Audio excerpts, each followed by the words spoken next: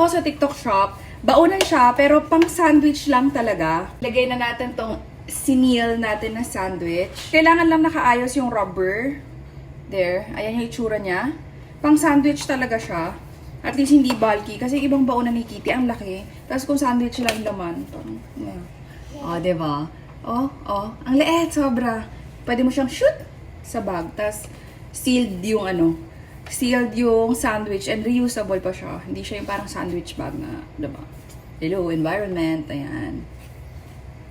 Sandwich sealer yung tawag dito. Dalawang part siya. Ito yung pinaka pang seal. Tapos ito yung pinaka pang cut.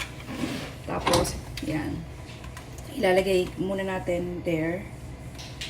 Ganyan.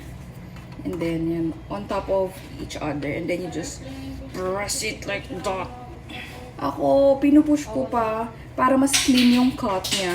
Ganyan, no?